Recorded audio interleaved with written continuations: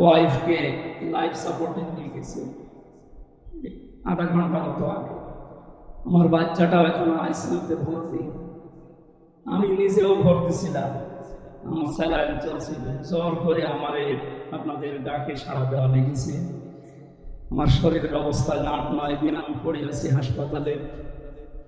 সেদিন রংপুরে দিনের বেলায় মাহফিল করতে গিয়ে মাথার এই সাইডটা হিট স্ট্রোক হওয়ার কারণে আমার স্মৃতি থেকে অনেক কিছু মুছে গিয়েছিল।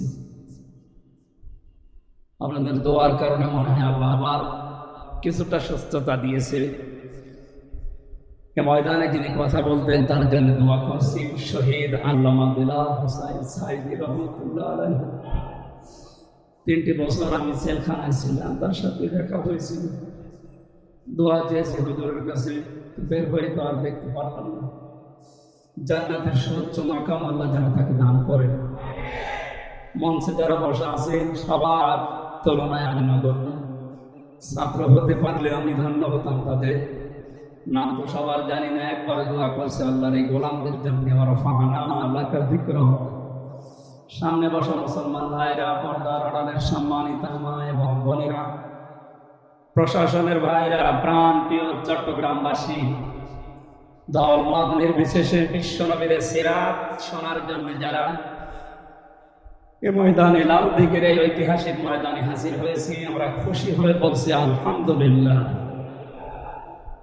যে অবস্থানগুলো জানালাম, এই অবস্থায় থেকে কথা বলার মন মানসিকতা আমার নেই, তারপরেও চেষ্টা চালাচ্ছি আল্লাহ যেন কিছু আপনাদেরকে শোনানোর তৌফিক দান করে। খুব অল্প সময় কথা বলবেন, এখনো কথা স্বাভাবিক হচ্ছে না। ডাক্তাররা যা বলেছে এগুলো মানতে গেলে আসলে হচ্ছে না, আমিও পারি না, আপনারাও ছাড়ছেন না। আল্লাহু আকবার, সেরকম হয়ে গেছে। তারপরও দোয়া চাচ্ছি খুব অল্প সময় আল্লাহ যেন মেন কথাগুলো, হেদায়েতমূলক কথাগুলো বলার তৌফিক দেন।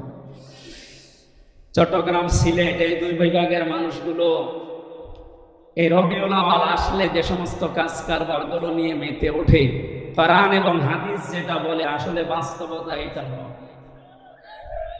কেউ যদি নবীর মিলাদ নিয়ে, নবীর জন্ম নিয়ে শুধু আনন্দে থাকে, নবীর সিরাত নিয়ে তার কোনো চিন্তা ভাবনা না থাকে, এ লোকটা মাস্ট বি জাহান্নামে যাবে। প্রমাণ নবীর আপন চাচা আবু তালেব, আবু লাহাব, তাদের জীবনে আমি পুরা পড়ে দেখেছি। 2 জনেই নবীর মিলাদে, নবীর জন্মে খুশি ছিল, কিন্তু নবীর আদর্শে তারা খুশি না। এই জন্য 2 জন চাচা জাহান্নাম।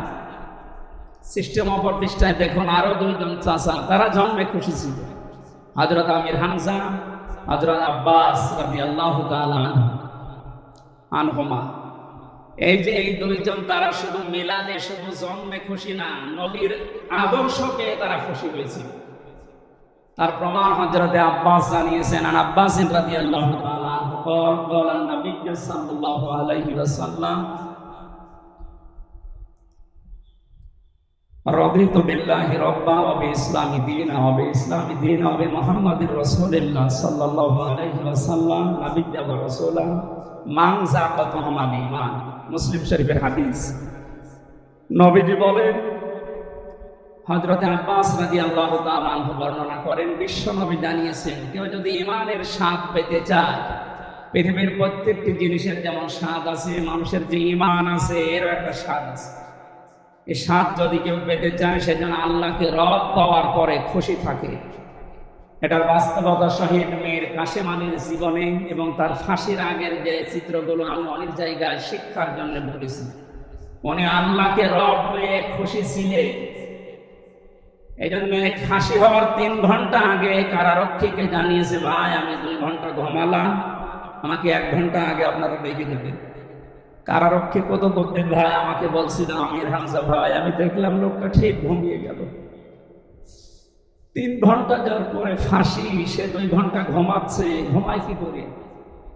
বললাম ঘুমিয়েছে কি করে? আমি বুঝেছি, ইন্নাল্লাযীনা ক্বালু রাব্বানা আল্লাহু সুম্মা ইসতাকামু তাতানাজ্জালু আলাইহিমুল মালায়েকা। অবশ্যই যারা এই কথা বলতে পারে আমাদের রব আল্লাহ, আর এর উপরে টিকে থাকতে পারে, অবশ্যই আল্লাহ তাদের জন্য ফেরেশতা নাজিল করে সাহায্য করে। ফেরেশতারা এসে কানের কাছে বলে, আল্লাহ তাখাফু ওয়া লা তাহজানু, ভয় পাবেন না, চিন্তা করবেন না। আপনার ছেলে ব্যারিস্টার আরমান গুম হয়ে আছে, আপনার স্ত্রী অসুস্থ, আপনার দলীয় লোকজন হাজার হাজার পালিয়ে বেড়াচ্ছে, হাজার হাজার জেল খাটতেছে। আপনার বিশাল প্রতিষ্ঠান সারা বিশ্বে, কোনো চিন্তা করবেন না, এগুলোর সব দায়িত্ব আল্লাহ হাতে তুলে নিয়েছে। আমার মনে হয় ফেরেশতারা মীর কাসেম আলীর কানের কাছে কথা বলার কারণে তার 2 ঘন্টা ঘুম এসেছিল, তাছাড়া ঘুম আসা সম্ভব না। আমি যা বলছি এটা তো বাস্তব, সেই 1500 বছর আগের না, 5-6 বছর আগের ঘটনা।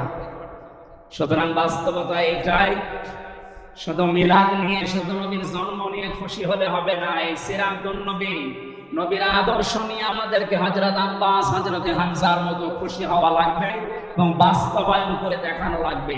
কথা বলেন ঠিক কিনা? আমরা এটাই চাই।